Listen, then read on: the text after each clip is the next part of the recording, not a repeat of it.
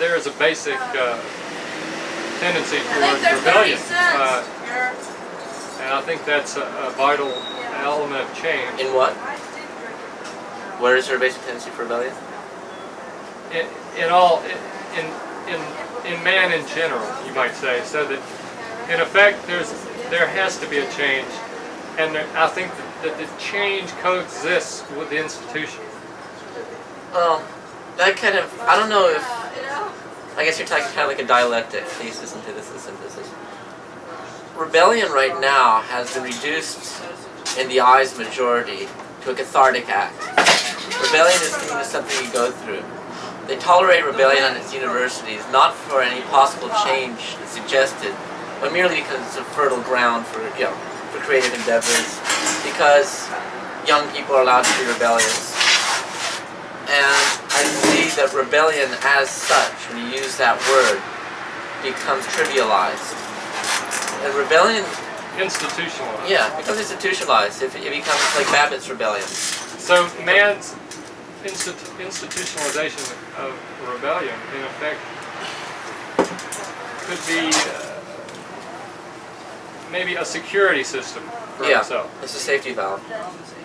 It's a real safety valve. Before we smash the military to have a real revolution, we should start smashing the TV stations and the makers of billboard advertisements.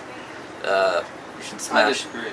You disagree? Because on those staffs are people just like, I mean, I've met them, and people are not, I mean, smash those. We haven't tried it yet. We haven't best put to a just, bulb in it and made sure it works yet. And if it does, a friend of ours wants watch to... this. Let you get drunk. No, okay. I'm sorry. The best thing would do would be Be out there. to think of it more as a disease and cure it. You have to administer certain kind of drugs. It's true, but if you have gangrene in your fingers, you sometimes have to cut off your hand. Yeah, but on a TV station, it's something you just can't stop. That's something that is pretty much in the roots of everything.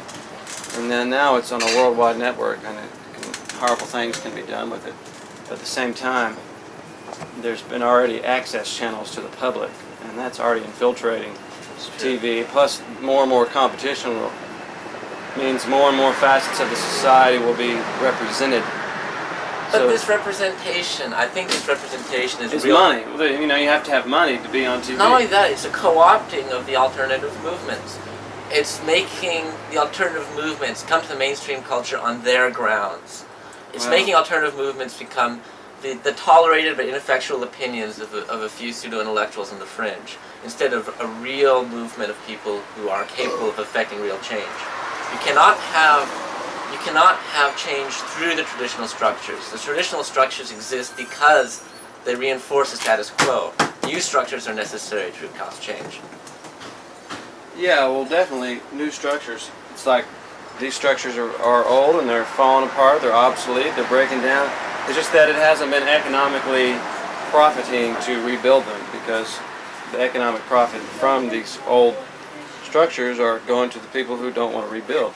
I mean, because why should they want to rebuild when they're just doing fine, you know? Plus, you know, they have nice parties for their families and their kids, and they're real generous, and they give their daughters Mercedes-Benz and stuff, you know, so they're really not, they're just got in this habit of this high dollar living, and what was the point? Oh, anyway, I had to do something with, what were we talking about? Really? I'm not a big Joey fan. Well, she's done so much stuff. That's true. I mean, there are. All right, we're talking about rich people. Yeah, we always talk about riches. Oh, yeah. Because they want us to talk. Oh, yeah, the structure. The structure. The topic is the structure. Oh, yes. Okay, the structure, being old and obsolete, it's breaking down, but it hasn't been economically, you know, it hasn't been money, it hasn't been a money-making thing, so the average, you know, capitalist guy wants to make a good profit, you know, make a good return, you know, high interest, fast bucks. Well, I think there's more to, I think there's a kind of faulty ideal. Well, I haven't finished it. Okay. Okay. In our structure, in our society, just has, I mean, we have to all realize what benefits we can get from it all together.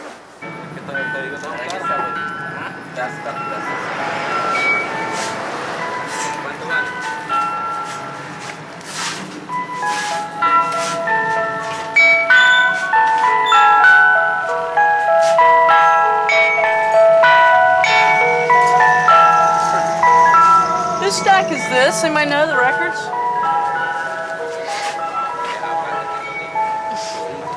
Hi, Stell.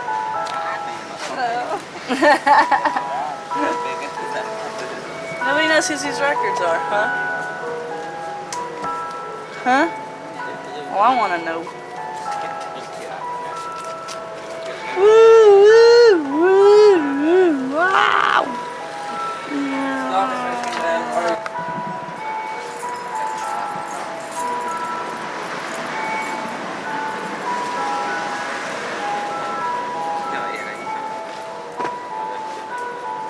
All these test pressings.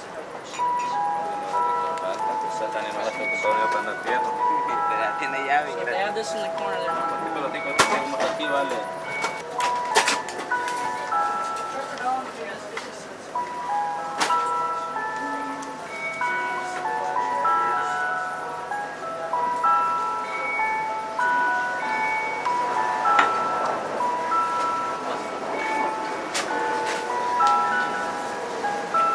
Just begun.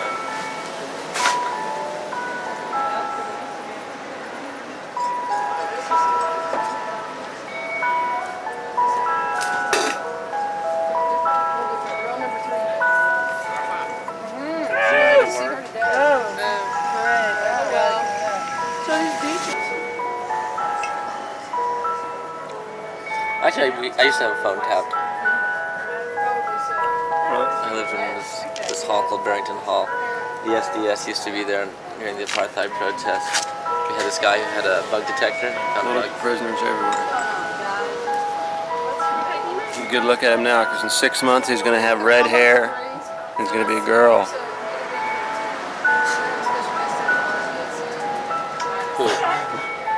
Who? He's up. Go see this girl. She's great. I know who she is now. Put it up. Somebody was talking to me about her yesterday. I was going, is that the girl that I ran into on the bicycle? That's the girl. 6th Street, no less. 6th Street. Me and my friend Craig were stumbling down the alleyway. We've heard about her. From Look the like Zeitgeist show. Jeffy. Acoustic, like Jeffrey right lesbian, there. folk rock. It's the way of the future.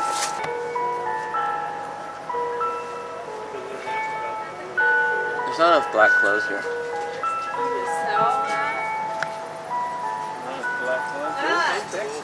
I'll show you the shirts you need to buy, alright? Okay. Alright. Committed anarchist. You mean you haven't already sold all the good stuff? We sold most of the good stuff. Oh, okay. I'd take 15 for it.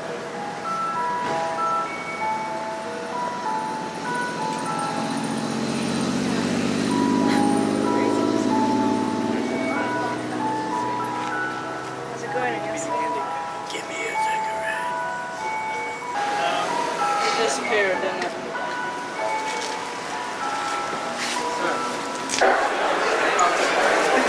We're really not here to get any better beds.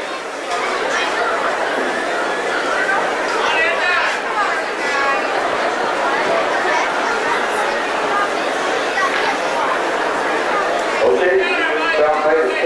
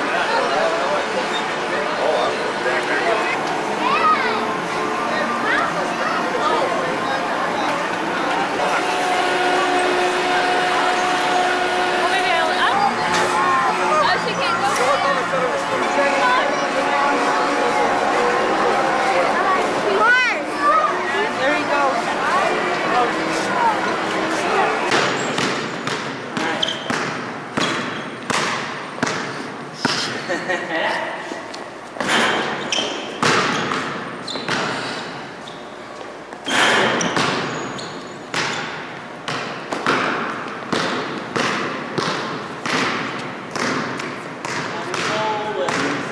easy to get.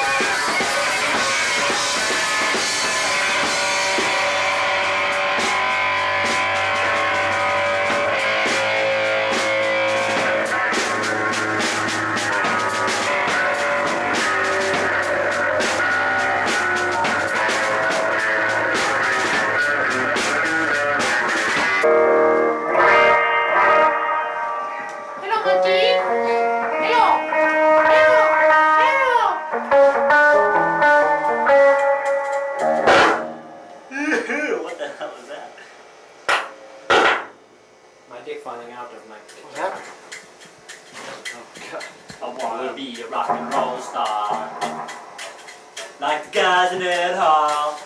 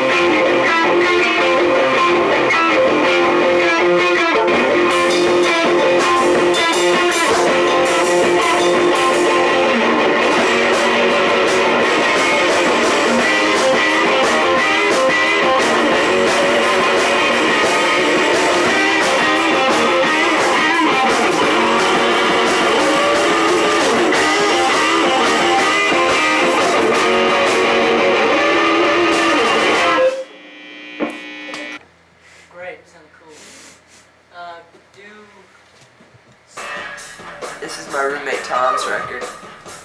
He's not here. He owes me money.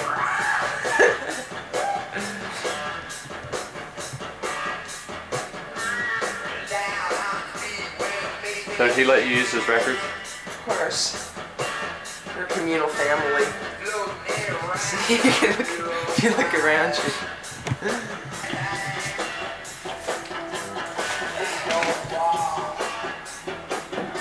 Our lovely interior.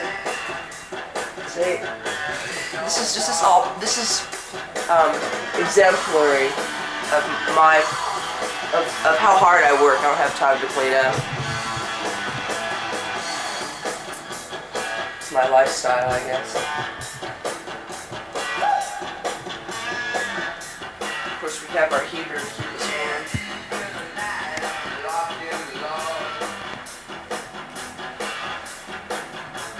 So ask me some questions.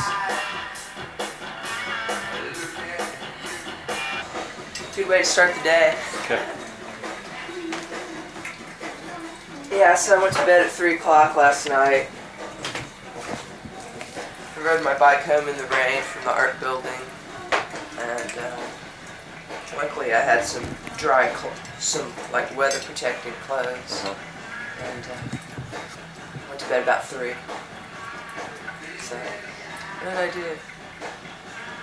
I looked at this book I have of Jim Goldberg, that Rich and Poor book. Have you seen that? I haven't seen that.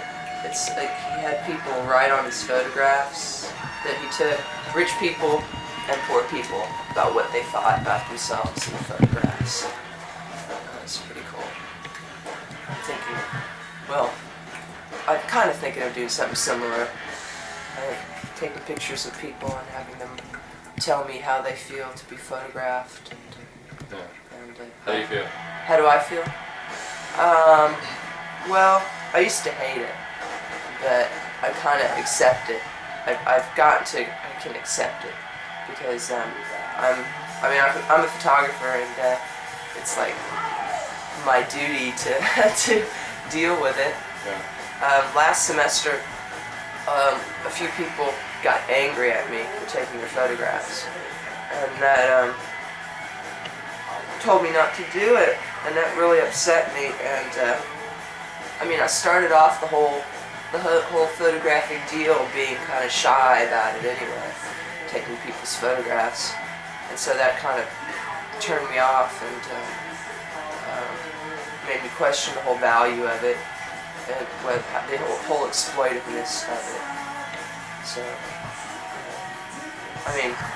I just guess I have to accept it. How exploited is it on a grand scale then? I think it is. If you're taking pictures of a person, you're using that person, you're exploiting them. It seems to me. When I take a photograph, it's not just a photograph of that person, it's a photograph of me, and it's a photograph of,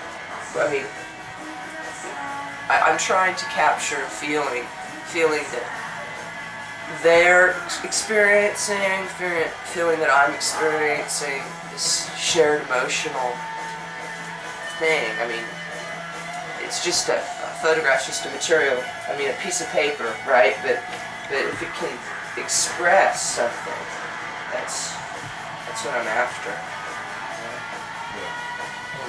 And that's why it kind of really hurt me that these people would get so angry at me, is because I was like sharing something with them and I wanted to capture it and express it. But one person didn't want his picture taken because he said it didn't represent him. And another person, she didn't want her photograph taken because she thought she was ugly, when she was actually a very beautiful woman. So, and I don't know if I dealt with it right in either instance. And so I don't know, it's kind of weird. Last fall, I kind of floundered photographically. Now I try to take my, I have the belief I should take my camera with me wherever I go. that, I mean, I do it, but I don't take pictures. I just carry it around. But right now I'm working on presentation because I know I have to sell myself.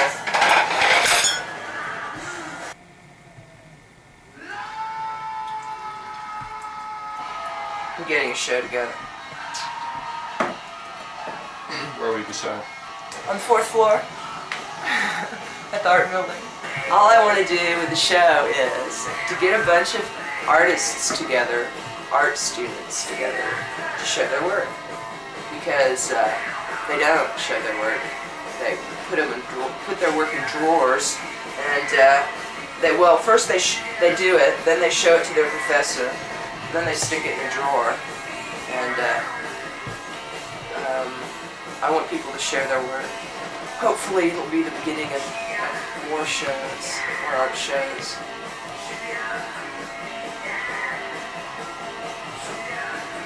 I'd like to take stuff out on the streets too. If I had some way to do that, that'd be great.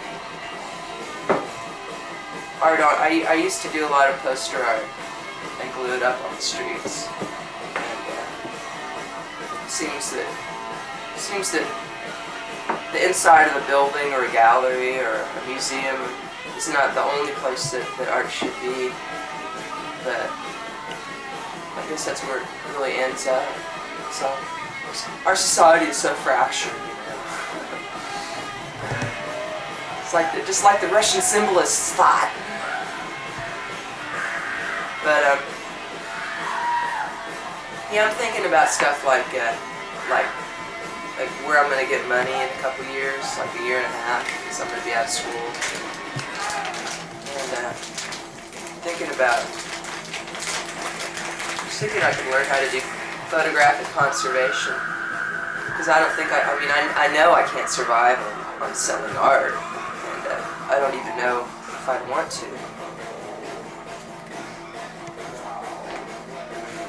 I'd like to, I always had in my mind of being a great documentary maker, and like going to El Salvador, and all that, but I guess,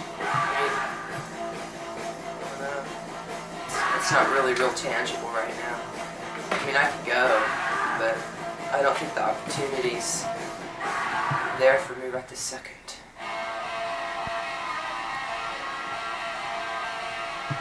More a fantasy. Actually, my whole future is a fantasy. It could be anything.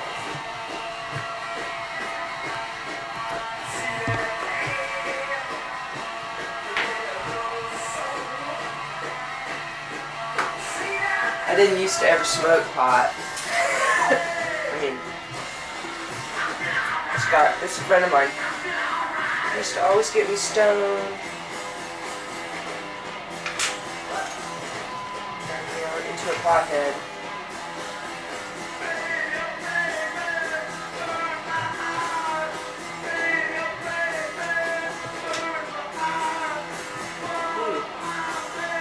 Still all clogged.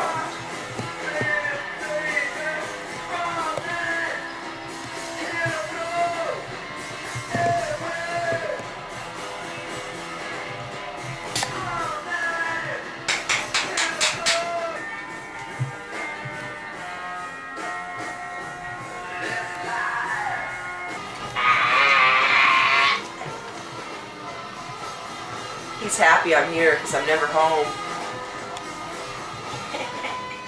Yes! Oh, he's so glad.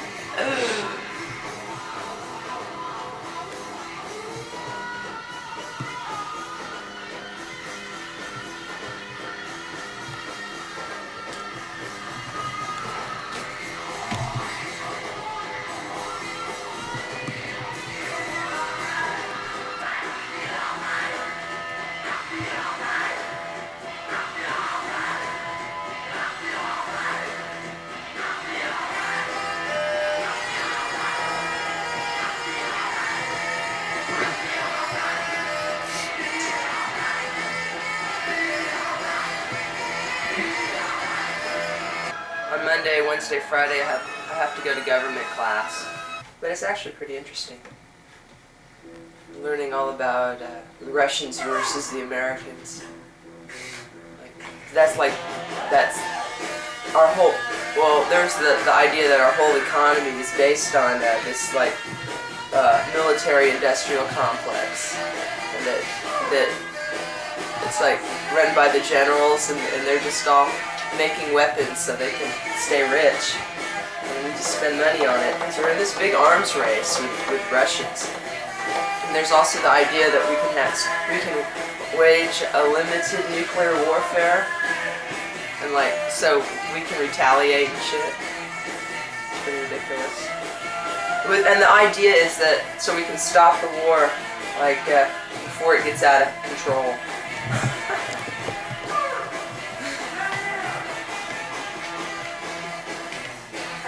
And we're all dead.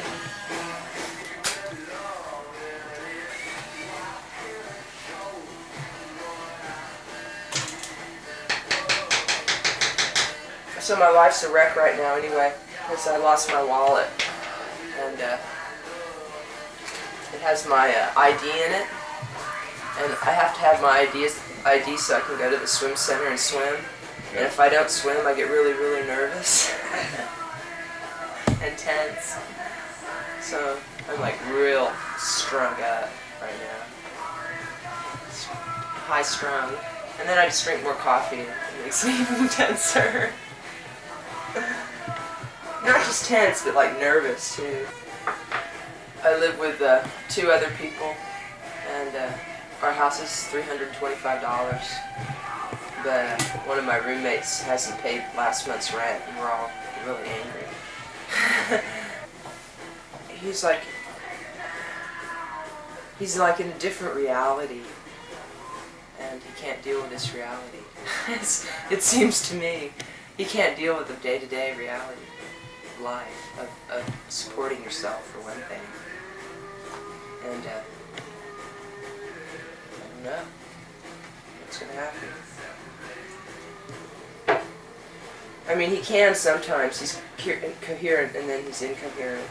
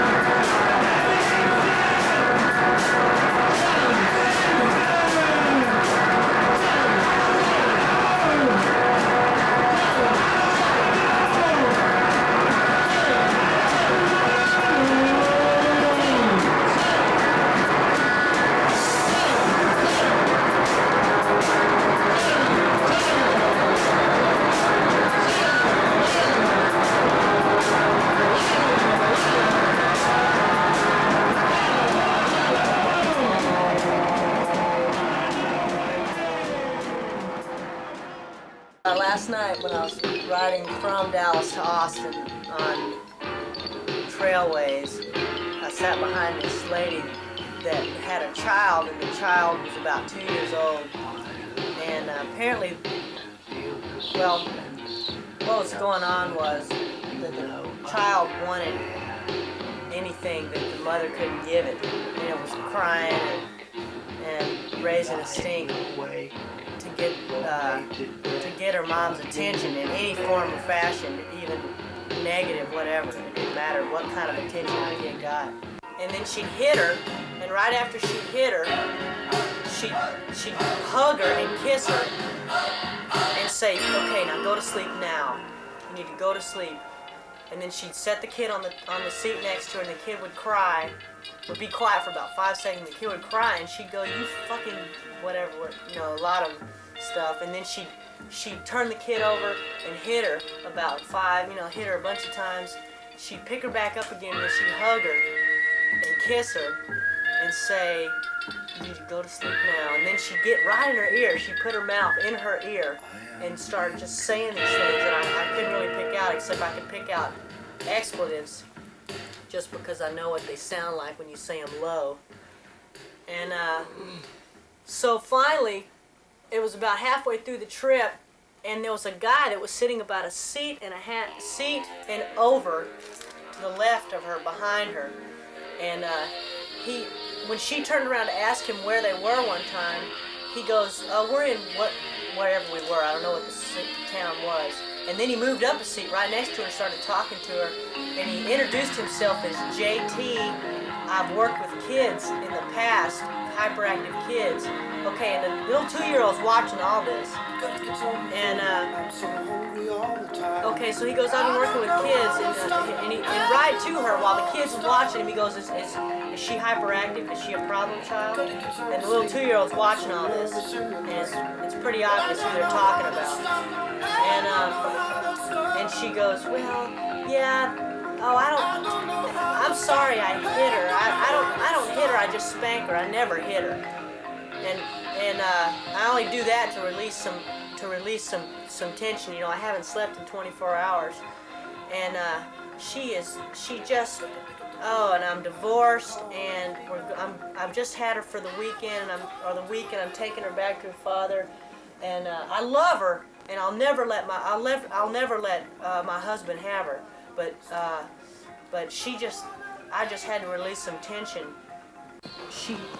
He introduced himself, and they introduced each other, and it became pretty, you know, they started talking, and she handed him the kid, and he started playing with the kid, and what he ended up doing was what the mother couldn't do, was give the kid every pacifier that the kid wanted. If the kid started crying, he'd take his cowboy hat off and put it on her head and coo at her and baby talk to her to get her to be quiet. And then she'd go do that for a while, and then she'd start crying again because she knew she could get more. And so they started giving her rings and all this jewelry and stuff, and they set her down, and they started promising her Cokes at the next stop, and candy and food.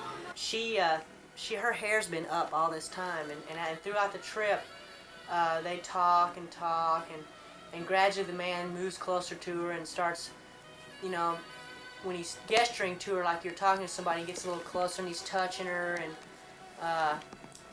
you know, he's pointing at her, and she takes her hair out of a bun and lets it down, and she combs it out, and the child has some kind of hiatus and is asleep or something now, and he gets out a little Bible, one of those little Gideon Bibles, and he starts talking to her about Christianity, and she's just eating it up, and the kid starts going crazy again because her mother is getting all the attention and she's not getting any. So the kid starts going crazy again, and they start the whole that now that the mom is used to her new friend, she starts hitting the kid again. She starts cursing again, and now the man who came in originally for reasons of his own is now a partner with her and hitting and yelling at the kid to get the kid to stop. It was so, oh God, it was so, man.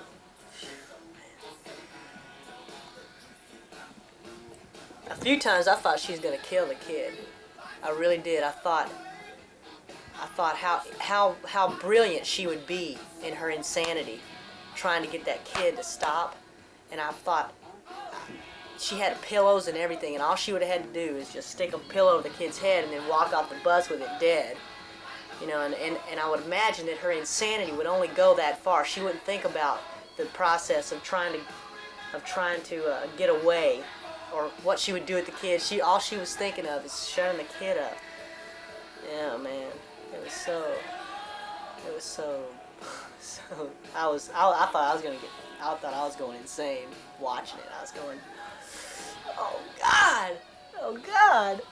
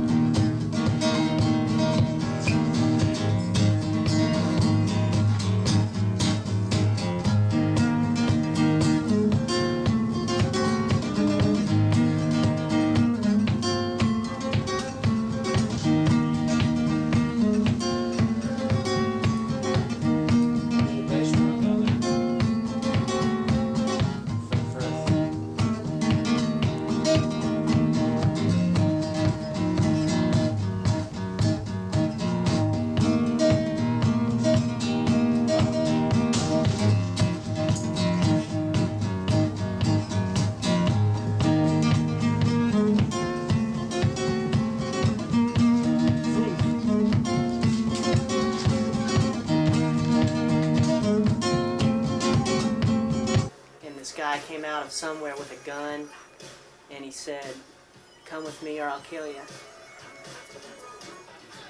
And she went with him, and he took the keys to her car, and she thought he was going to take her somewhere and kill her. And then he just took her out in the alley right next to her apartment complex and raped her.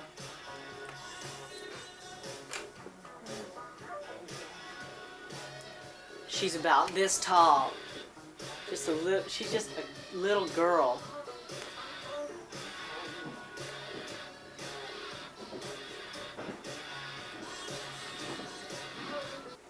She said that when the police came to interview her about what happened, they said, "Okay, we need you to tell us exactly what happened. I know it's going to be painful. We need you to tell us exactly what happened in every detail that you can, because it's the details that are important." So she started recounting it. She got about halfway through, and she asked, "You're not writing this down? Are you tape recording it?" And they go, "No, we'll remember it for the report." And she got to read the report later, and they had left out a whole not just details. They left out details, but they left out whole patches of the story, whole patches of what happened, and that was in the official report. And she, they tried to hypnotize her. She said anything, anything. Let's try anything. So they brought her in, and they sat her down, and they go, "Okay, you're in a field of tall grass, and the wind is blowing, and you're very calm, and it's peaceful outside, and your body is so limp, you can't believe how peaceful it is, and it's beautiful, and the wind is blowing. You're 4 years old. And how old are you?" 26. So she has had sex since it happened? Yeah, she's got a boyfriend. She lives with her boyfriend's parents and family now that happened.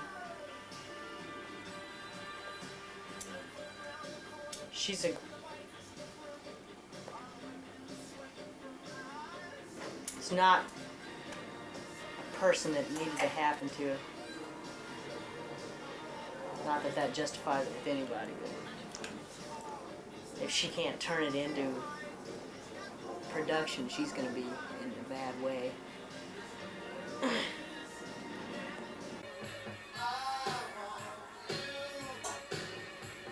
When I went to see her originally, I didn't know anything about this, and she was lying on a bed. She was trying to sleep. She had a hangover. And I ran in and I jumped on top of her, and she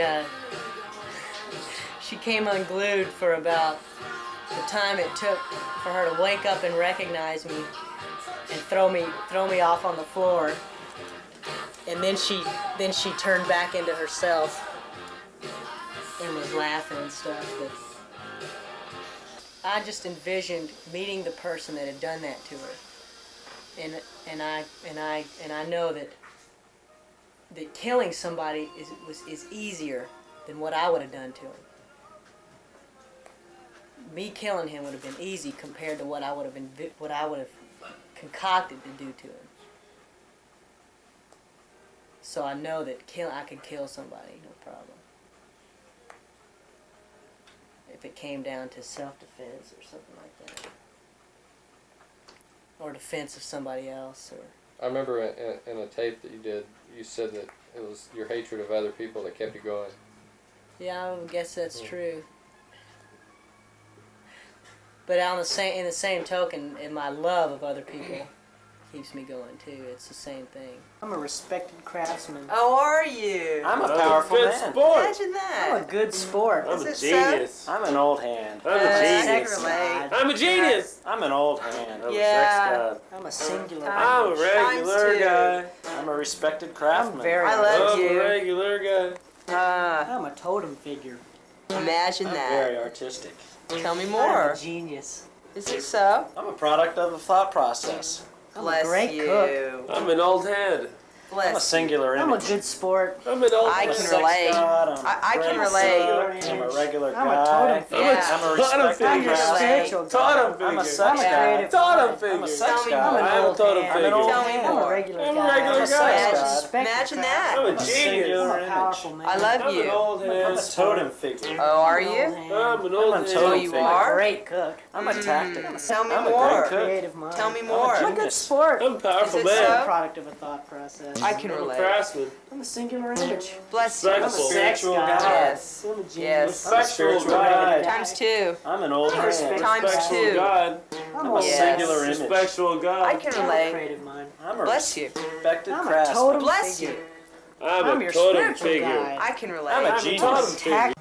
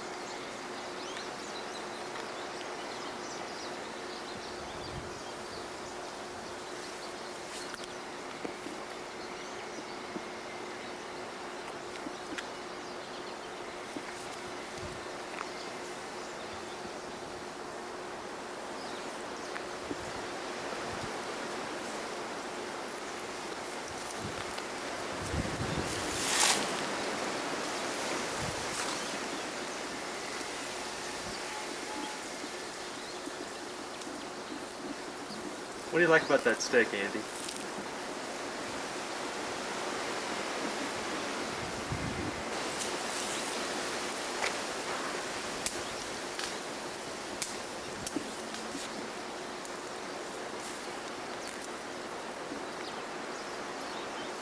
You gotta come up with a lot more than this, man. Why not go ahead and just do as many different expressions as you can think of? That way you'll have a catalog to draw upon.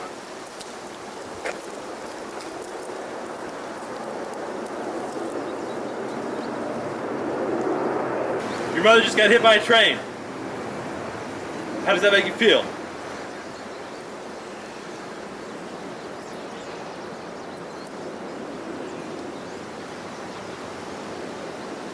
Your sister was raped by gay choreographers. How does that make you feel? Your dog needs surgery. Your girl needs hosiery. Huh? Stoic kind of guy, that's it, huh? Stoicism becomes you.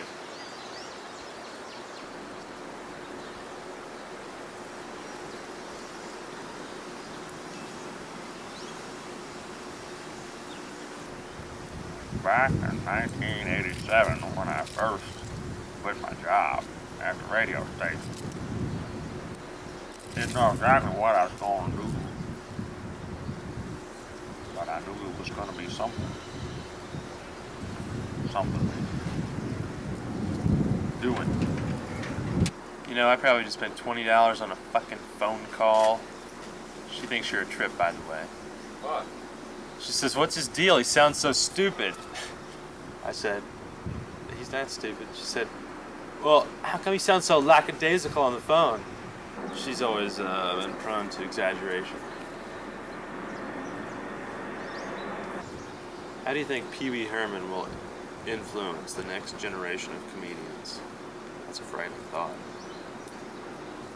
Oh, it's actually not very frightening. His exaggerated visual style, his broad gestures, are classic comedic touches.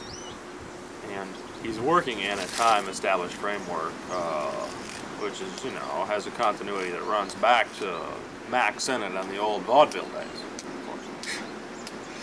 Take me back. Step back with us now as the wind blows the memories from the trees of life. Well, that's where Buster Keaton got his start. You know, I'm not wearing any underwear. Should I expose myself?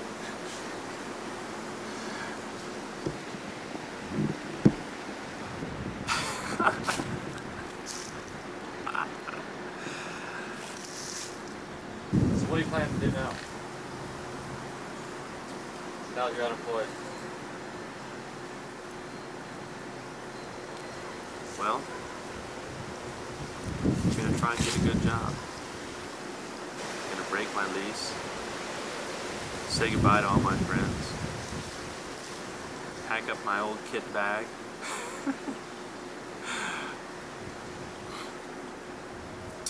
Let's see. I'm gonna try and get a good job. One that gives me lots of free time to play golf and ultimate. In a city that has a good ultimate team.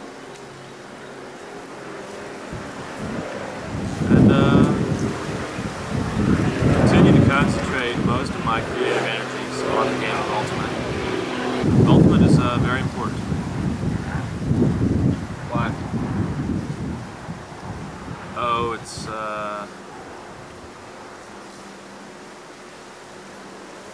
good for the body. When you rock your body, you keep the mind finely tuned. It's creative, and it helps burn off all the wretched excesses of this contemporary decadent lifestyle that I practice. What's so decadent about it? Well,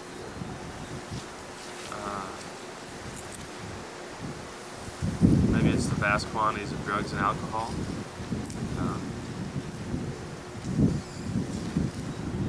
I'm not ambitious.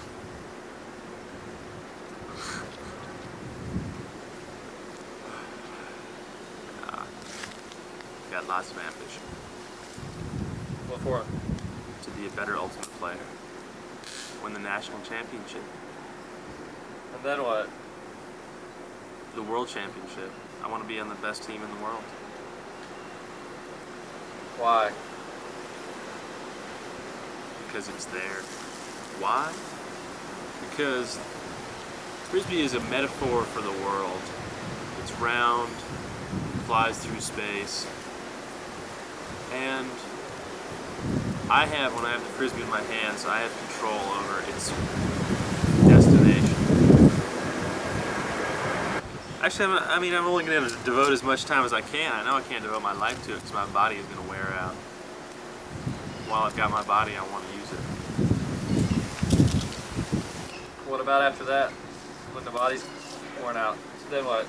Then I start abusing my mind to the point of total annihilation. How?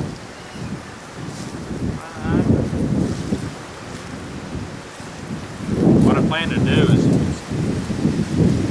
I'm going to open a company.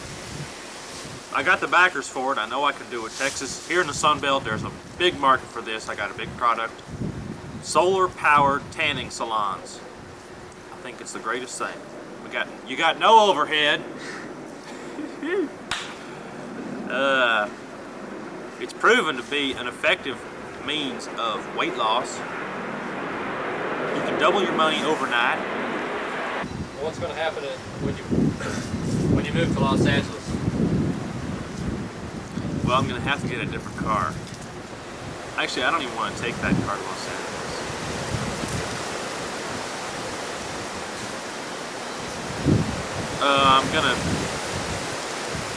I'll have a decent job, and I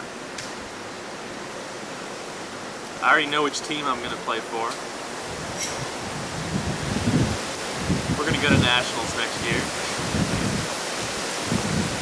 I think I project in the next, within 2 years, no, why not say a year? I bet within a year I get a script on television.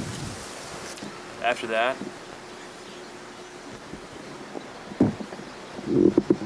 sky's the limit.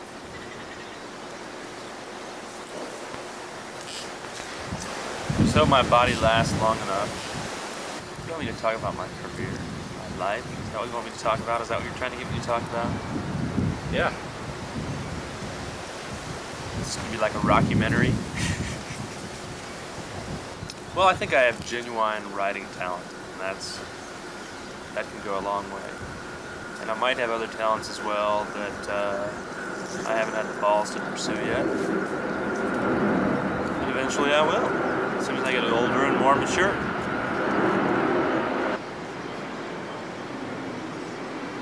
Sure, I'd love to be Dick Van Dyke. Why not?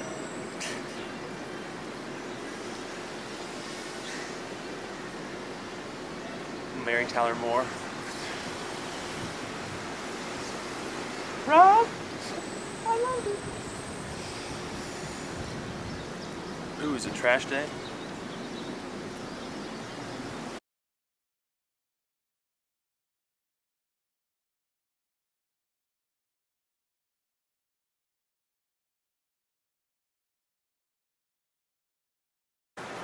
What was the point? Oh, anyway. What were we talking about?